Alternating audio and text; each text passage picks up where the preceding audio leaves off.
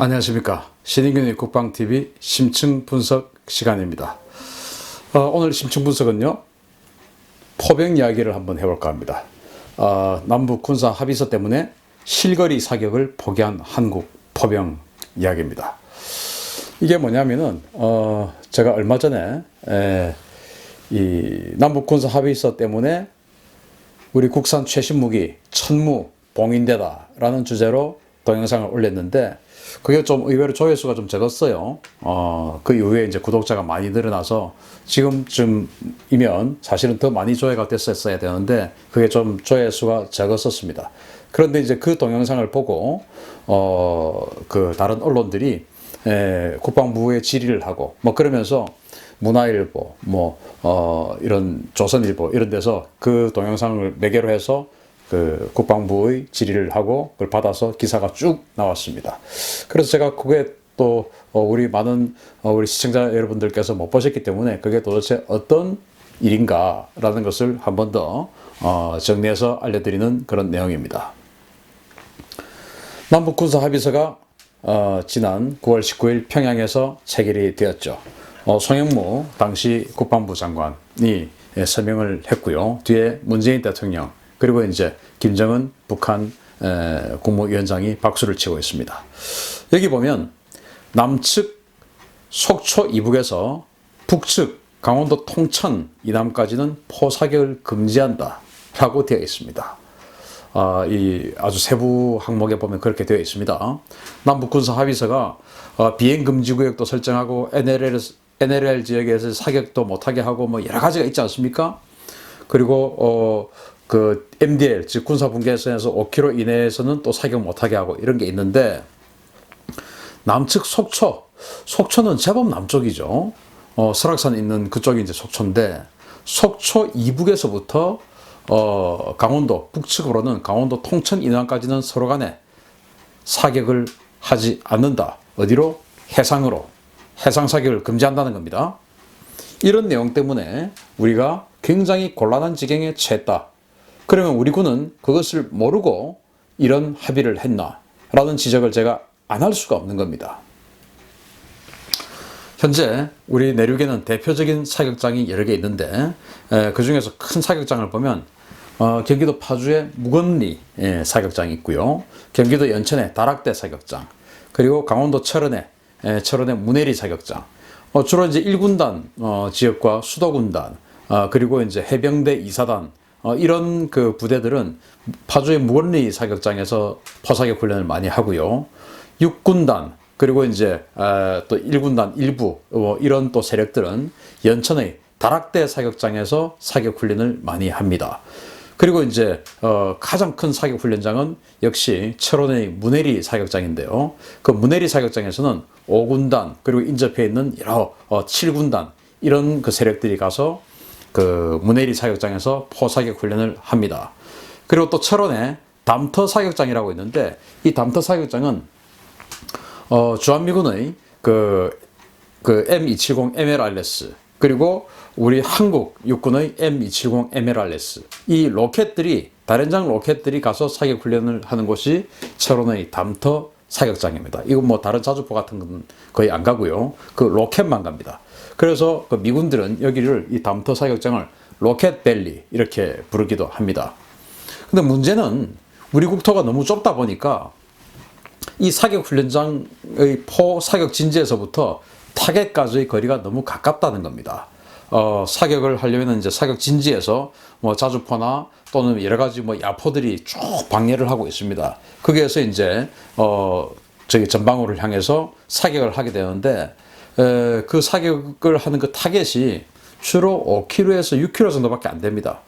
그런데 우리 현대에 들어와서 우리 한국군의 포가 뭐 북한군 포는 우리보다 사정거리 더 길지만 우리 한국군 포도 사정거리가 제법 길어졌어요. 그런데 우리 사격장들은 5, 6km밖에 안 되는 겁니다. 사격거리가. 대표적으로 우리 한국 포병이 가지고 있는 포들이 어떤 게 있는가, 그리고 그 사정거리는 어느 정도 되는가를 알려드립니다. 일단 지금 이제 강원도 지역의 육군 보병 부대들이 가지고 있는, 보병 사단들이 가지고 있는 KH-179 155mm 견인포죠. 이거 이제 거의 대부분 앞으로 퇴역을 하고, 퇴역을 해서 5개 동원사단, 그리고 이제 각 포병여단에 있는, 군단 포병여단에 있는 동원 포병단, 이런 곳에 이 KH-179 견인포가 배치가 됩니다. 그런데 견인포고 뭐 아주 그 성능은 열악하지만 그래도 사정거리는 23에서 30km나 됩니다. 아주 뭐 사정거리가 길죠. 그런 이 KH-179 155mm 견인포가 다량으로 지금 우리가 가지고 있고요. 다음으로 우리 한국 육군이 한 1000문 정도 가지고 있는 자주포가 있습니다. 이게 이제 미국의 M109 자주포. 미국은 이것을 이제 쭉 개량을 해서 M109 A9 버전까지 개량을 해가지고 팔라딘이라고 부르는데요. 우리는 이 M109 자주포를, 초창기형 자주포를 가지고 와서 K55라는 자주포로 쓰고 있었습니다. 이걸 이제 우리는 라이센스 생산해서 지금은 한화로 바뀌었는데 당시 삼성 테크윈에서 라이센스 생산을 해서 한 1000문 정도 생산을 했습니다. 그것이 이제 너무 오래되다 보니까 사격 통제 장비나 여러 가지가 구형이었어요. 사정거리도 짧고 해서 K9처럼 완전히 이 컴퓨터 자동 이 사격 통제 장비를 장착을 한 그런 자동화 장비로 업그레이드한 K55A1 자주포, 이제 다 업그레이드를 하고 있는 중이고 대부분 다 업그레이드를 했어요. 이 K55A1 자주포는 사정거리가 좀 늘어났습니다. 아주 자동화되어서 이동 중에도 정지해서 첫 초탄을 사격하는데 불과 한 45초 이내면 초탄을 사격하는 아주 그런 우수한 성능을 가지고 있습니다. 뭐 사람이 내려서 뭐 따로 할 게 없어요. 그냥 딱 차 세우고 그냥 뭐 컴퓨터로 표적 입력해서 사격을 해버리면 됩니다. 그래서 막 달리다가도 사격 명령이 떨어지면 즉시 정지를 해서 그게 도로든 논이든 밭이든 비포장도로든 45초 만에 초탄을 날릴 수 있는 그런 우수한 자주포입니다. 한 1000문 정도 가지고 있는 이 자주포의 사정거리는 18에서 32km입니다. 많이 길어졌죠. 그전에는 한 18에서 한 23km였는데 사정거리를 더 많이 길게 개량을 해서 32km까지 날아갑니다.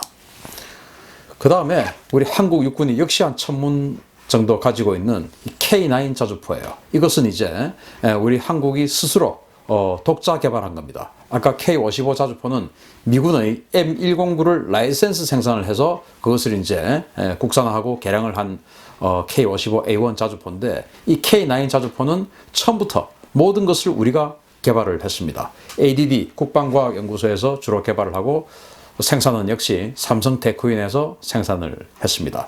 한 문당 가격은 한 45억 원 정도 한다고 하죠. 그런데 세계 랭킹 한 2위 정도의 아주 우수한 자주포예요. 세계 랭킹 1위는 독일의 PZH 2000이라고 하는 자주포인데 그 자주포 가격이 이 K9보다 무려 한 1.5배 이상이 됩니다. 그러니까 가격 대비 성능으로는 뭐 K9이 세계 최고다. 이렇게 봐도 무방할 정도로 아주 우수한 자주포죠.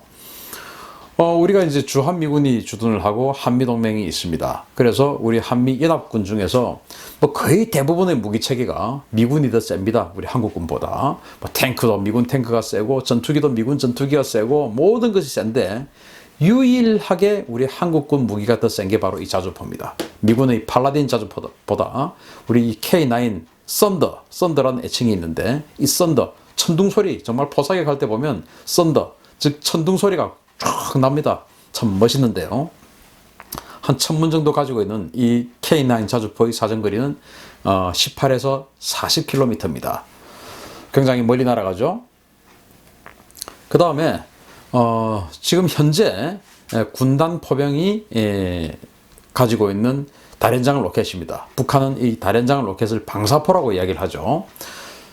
K136A1 구룡이라고 하는 애칭을 가지고 있는 130mm 다련장 로켓입니다. 여기에 한 묶음에 36발의 로켓이 1분 이내에 그냥 한 번에 날아가는 그런 로켓인데 역시 국산 무기예요. 이 국산 무기가 사정거리는 23에서 36km입니다. 그런 다련장 로켓을 우리가 많지는 않아요. 소량 가지고 있고 그 다음에 M270 MLRS 미국의 로키드 마틴에서 생산한 그런 그 다련장 로켓인데 애칭이 있습니다. 스틸레인, 강철비죠. 강철비. 여기서 자탄이 한 600개, 700개 정도가 이 안에 들어있는데 그게 정말 비가 내리듯이 하늘에서 자탄이 쏟아져 내리는 그런 식이다 해서 비가 내리는데 무슨 비냐? 강철의 비가 내린다 해서 강철비라는 애칭을 갖고 있는 M270 에메랄레스. 이것을 이제 모티브로 영화도 나왔었죠. 뭐 말도 안 되는 스토리였는데 저는 보다가 말았습니다. 아무튼 그 영화도 나왔습니다. 이 M270 에메랄레스의 사정거리는 32에서 45km입니다. 이거는 우리 한국 그 포병이 2개 대대를 가지고 있습니다. 뭐 전쟁 억제력에 아주 강력한 억제력을 가지고 있죠. 이거는 이제 주로 철원의 담터 사격장에서 사격 훈련을 합니다. 그런데 담터 사격장도 사정거리가 한 5, 6km밖에 안 된다는 겁니다. 사정거리는 이 로켓의 사정거리는 32에서 45km인데 한 뭐 5, 6km 쏘고 마는 겁니다. 그리고 이제 최근에 우리가 K239 천무라고 하는 다련장 로켓을 개발했습니다. ADD에서 개발했고요. 생산은 한화에서 생산을 하고 있습니다. 한화 테크인에서 생산을 하죠. 이게 사정거리가 아까 보셨던 이 M270 MLRS보다 더 길게 하자라는 그런 목표로 개발을 한 로켓이거든요. 이게 M270 MLRS는 최대 45km를 날아가는데 이 천무는 45에서 80km를 날아갑니다. 230mm 버전은 45km, 그리고 239mm 버전은 80km까지 날아가면서 이 M270 에메랄레스는 그냥 바로 날아가는데 이 천무는 GPS 유도까지 받습니다. 그래서 정확하게 적을 타격할 수 있는 그런 정확성까지도 겸비한 굉장히 우수한 다련장 로켓입니다. 이제 올해부터 실전 배치되기 시작했죠. 그런데 불행은 여기서부터 시작입니다. 올해부터 실전 배치되기 시작했습니다. 그런데 올해 무슨 일이 있었죠? 남북 군사 합의서가 체결이 됐고 속초 2부까지는 사격을 하지 말아라는 합의를 했지요.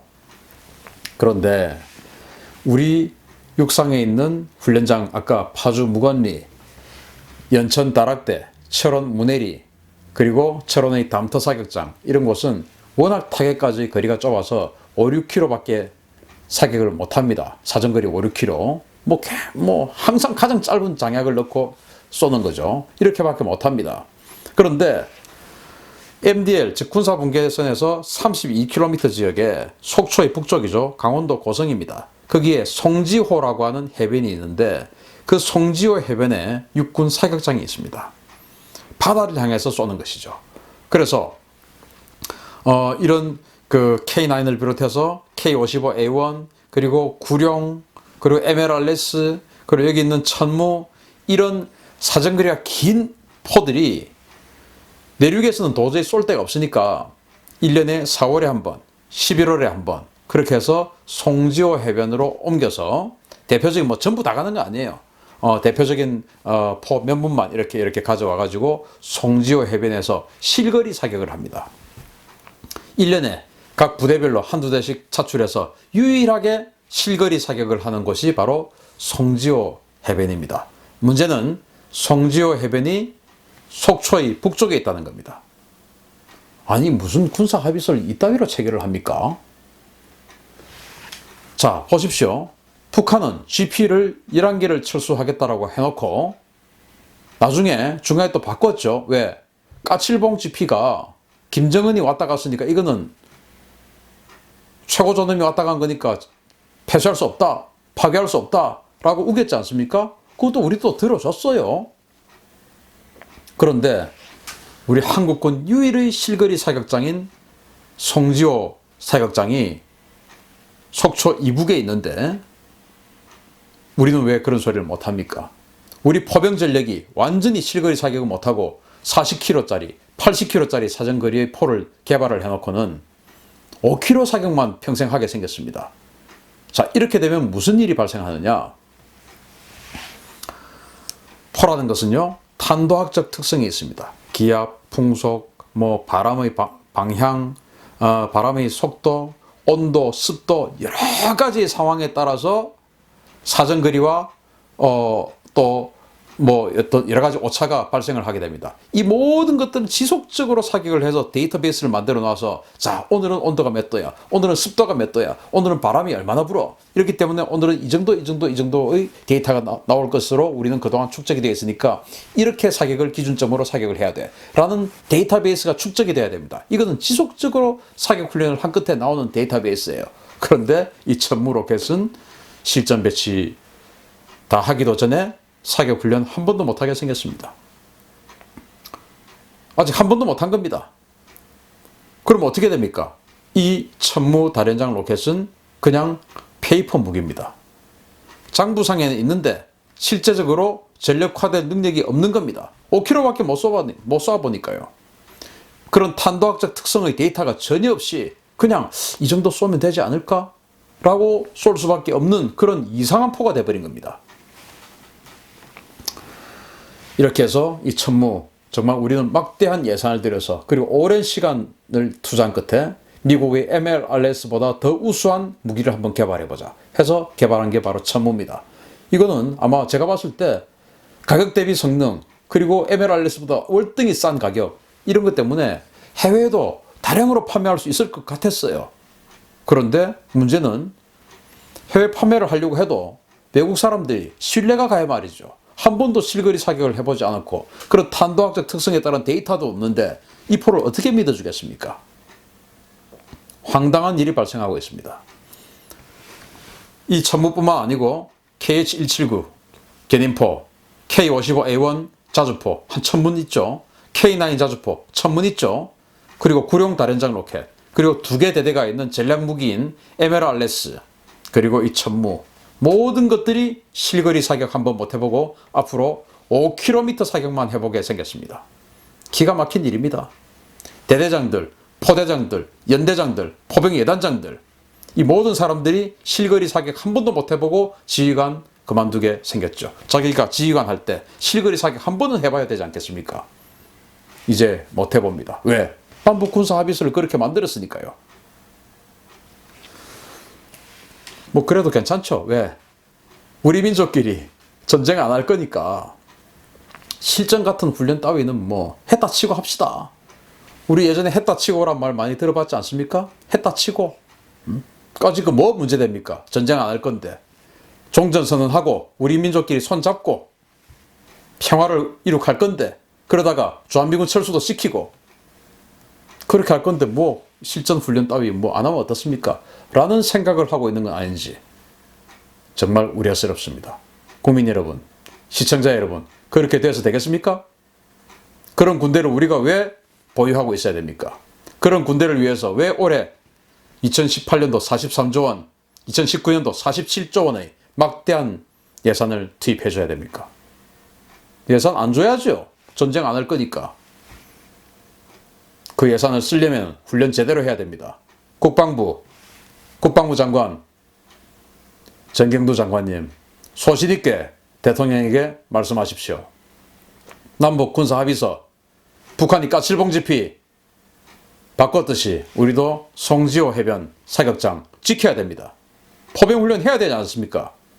공군 출신이라서 포병 따위는 관심도 없습니까? 그런 건 아니시죠? 소신 있게 대통령에게 건의해서 남북 군사 합의서 개정하십시오. 송지호 사격장 다시 살려내십시오. 포병들 실거리 사격 훈련 해야 됩니다. 실전 같은 훈련 따위 했다 치고 이게 군대입니까? 제대로 된 군대 만들어 주십시오, 장관님. 오늘 심층분석 마치겠습니다. 감사합니다.